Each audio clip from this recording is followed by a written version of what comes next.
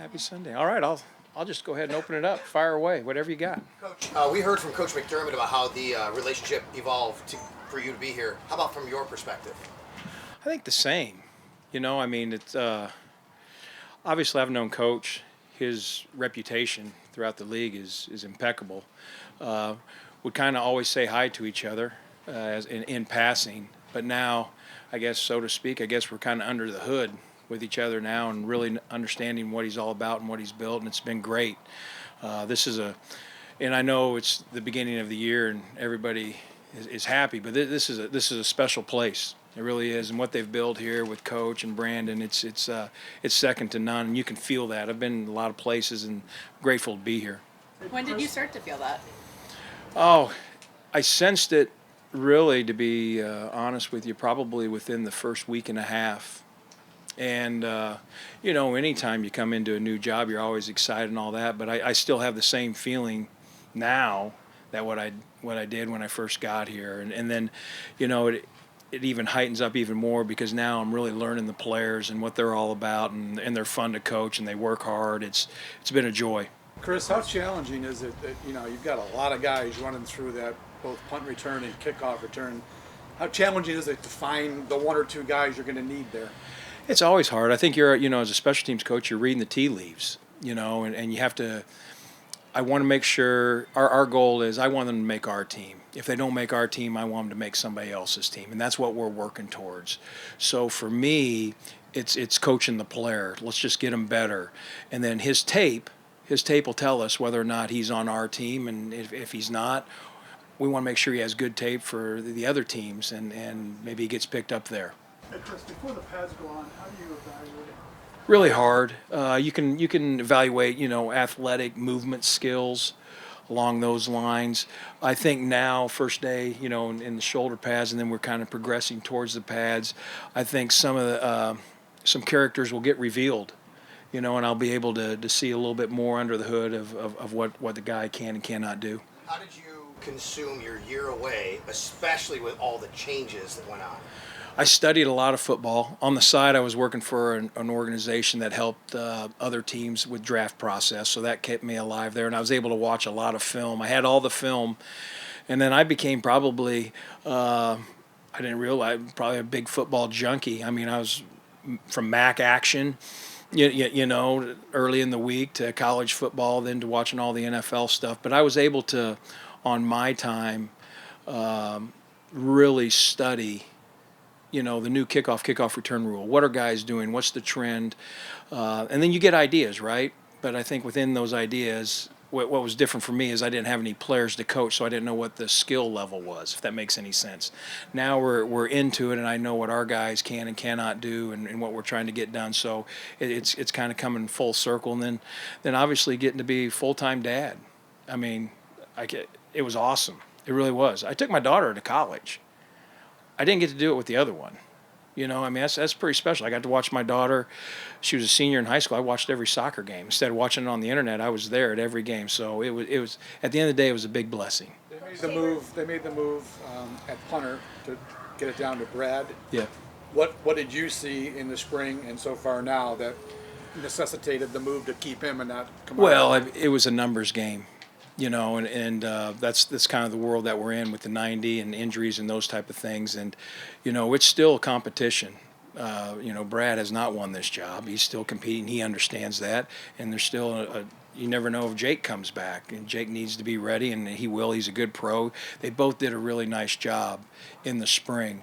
And it's always tough to make those decisions, but I like both of them. Brad is here at this moment. I think he does a nice job with his direction and hang. He had a nice day the other day, and hopefully he can continue to build on those things. We'll see. What have you seen out of Brad's personality so far? Very calm, very steady, knows his swing. So he can look at things. He likes to analyze things, but he doesn't overanalyze, and I think that's a big plus for him. Just a really normal guy, good football player. How did you approach? Tyler's has been here for a while. Had his highs and some lows. How do you approach Tyler when you take over and knowing what his history is, knowing what his capabilities are? Well, he's been a good kicker in this league. I've faced him, when I was on other teams, but we're in the business of obviously getting better, and kicker's funny. You can go 3 for 4, and if you miss the game winner, you had a bad day. If you go 3 for 4 and you hit the game winner, that was a great day. You know what I mean? So I think what we're trying to do right now is just get him game ready, and we don't play for a while. We don't need him to peak right now. We're working towards that. Really excited for him because he has a big leg, and he scores a lot of points. And to be able to kick in Buffalo, that's not an easy assignment. And he's done really well, and hopefully we can continue to that. And Chris, of the star returners you've had in your career from Hester on, how often do you show your guys their old tape in terms of your philosophy and what you're on? Well, I think that's a good question, and I try not to show, and I've been lucky with the Hester, Cribbs, Patterson, and then on the flip side you have Tariq Cohen and Jakeem Grant, two different totally body types. But I think what you have to do with our guys, and I think anybody, is they got to be themselves. You're not asking someone to be a Devin Hester or a Cordell Patterson. I think you want them to be themselves, but at the same time, maybe you can give them some nuances, maybe of what they saw. Great returners in this league are at a premium, and they can change a game in a heartbeat, and we're working towards that. Coach Tabor, what are some of the most important football-related principles to you as a special teams coordinator? It's our area, because the roster's always moving, and this you should write the front page news. We want a good football player, but change of direction, speed, toughness, the physicality, all the things that everybody wants in a good football player. But I think it's I think this kind of goes back to the Herb Brooks 1980 USA hockey team. Is we want good players, but you don't good players, yes, but you want the right players. And I think that's the critical piece as we put it together. And in our world, as I watch, I'll stand off to the side and I'm watching offense and defense because I need to see who's playing in those units, because then I have to incorporate. I'm beginning to read the tea leaves. Okay, where's it at in the roster, and then starting to try to use those skill sets to place them to where they can be successful. How do you evaluate your returners when you have several candidates, different skill set, different varying levels of experience, especially in camp, just given the nature of it? Yeah, it's hard to give a lot of guys opportunities, but catching on in jugs and catching live balls are two different things. And then when we get into the preseason games, I might call something different for one returner as opposed to another returner, just because maybe their skill sets are different, and because it's my job to make sure that they have good tape. Right, and put it out there. So if a player can't do something, I'm a bad coach if I ask him to do that. So in the preseason, we'll juggle that and see who's available and who's going to return, and then we'll call the game accordingly. You weren't in the trenches with the kickoff rule last year when it started, but how much better understood is how to operate and make use of those rules this year after having a whole season of league-wide film to look at it?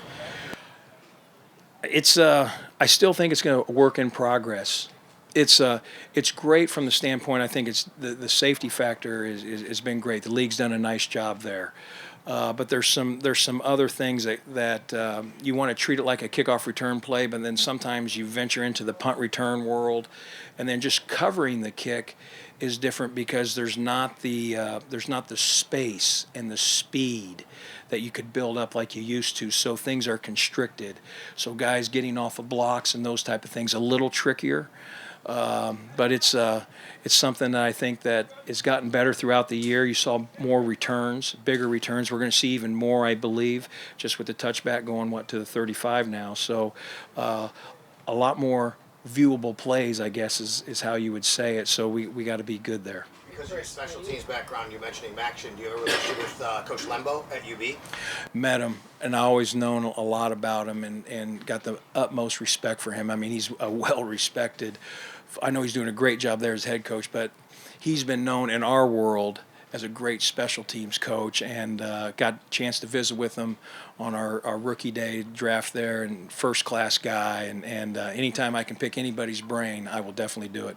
Chris, now when you want to accomplish both, in your priorities, do they rank differently in terms of making big plays, like in a return game, or preventing them? Like when you look at success from an individual game? Well, I tell you what, I got to be able to sleep at night. So if we have a big return, I'd sleep well. But if we had a big return and gave up a big return, I'm not going to sleep very well. So I need to do both. And that's what we're going to try to shoot for. I mean, it's our job to handle field position, right? And, like you say in kick return, you either want to score, set up the score, and give the ball to our offense and let them go at a good starting spot. And then obviously, we got to try to pin them back and make them go the long field. And then, our defense sets it up, and then maybe that turns into the punt return game, which then sets up the offense. That's our job. So we got to do both. Chris, you've talked about turning the football field into a classroom before. What's the biggest challenge for you when you have a whole new roster versus coming back to a coaching staff where you have some returning players at least that you can lean on? Well, what's been fun is I've learned a lot from these guys themselves.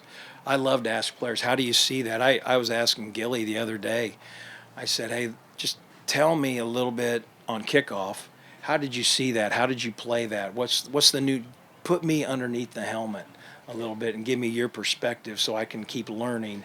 Our guys are really smart, intelligent football players, and it's been an easy transition because they're into football.